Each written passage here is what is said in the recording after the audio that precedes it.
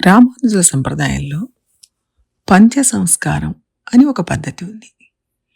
లోహ శంఖ చక్రాలను వేడి చేసి భుజాల మీద ఒత్తడం, తిరుమంత్రం, ద్వైమంత్రం లాంటి మంత్రాలను ఉపదేశించడం, కొత్త పేరు ఇవ్వడం, పూజ చేసే విధానాన్ని తెలియజేయడం ఇవన్నీ ఇందులో అంశాలు. ఇది ఎవరు స్వీకరిస్తారో వాళ్ళు రామానుజదాసులు అని పిలువబడతారు. ఈ దీక్ష ఎవరైనా తీసుకోవచ్చు. దీనికి బ్రాహ్మణులు, క్షత్రియులు అని తేడాలు లేవు. ఆడ మగ భేదం లేదు. చిన్న పెద్ద అనే భేదం కూడా లేదు.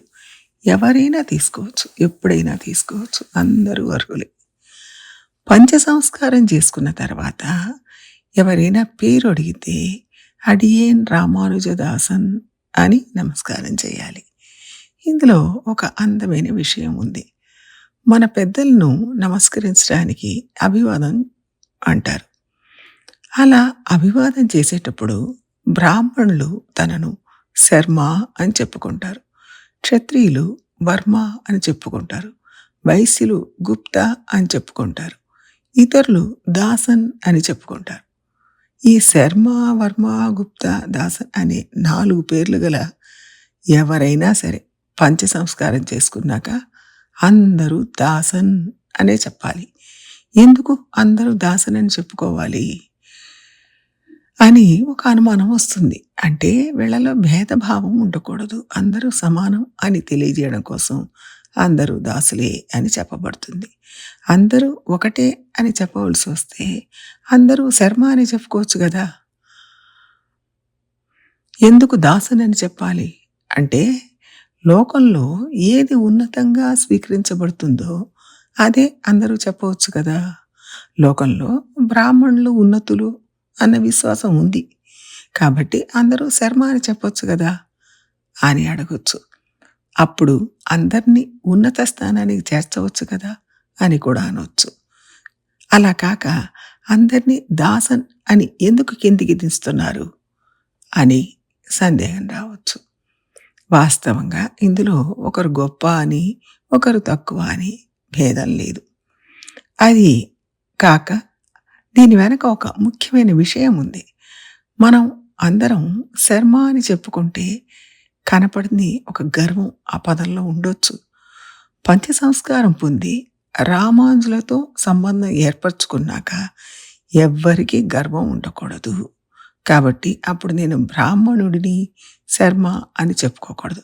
కాబట్టి దాసన్ అని చెప్పాలి. అలా దాసన్ అన్నప్పుడు గర్వం దానంటే అదే తొలగిపోతుంది. మనం రామానుజులతో సంబంధం ఏర్పరచుకోవడానికి కారణం ముక్తిని పొందాలనే కదా. అయినప్పుడు మనలో కాస్తంత గర్వం కూడా ఉండకూడదు. దాన్ని పోగొట్టుకొని దాసన్ అనే చెప్పాలి. శర్మ అని చెప్పి కొంచెం గర్వం తలకెక్కితే దాన్ని చూసి భగవంతుడు వీడింకా పక్వం కాలేదు అని మనల్ని వెనక్కి నెట్టేయొచ్చు. దాసన్ అని చెప్పడం వల్ల ఆనందంగా, ప్రేమగా ఆయన మనల్ని స్వీకరిస్తాడు. అందుకని అన్ని వర్ణాల వాళ్ళు దాసన్ అని చెప్పుకోవాలి. వాస్తవానికి మనమందరం భగవంతుడికి దాసులం. ఆత్మ భగవంతుడి సొత్తు. దాసుడు ఆత్మ శర్మ కాదు, వర్మ కాదు, గుప్త కాదు, దాసుడు. మనం మోక్షానికి వెళ్ళాలని కోరుకుంటున్నాం.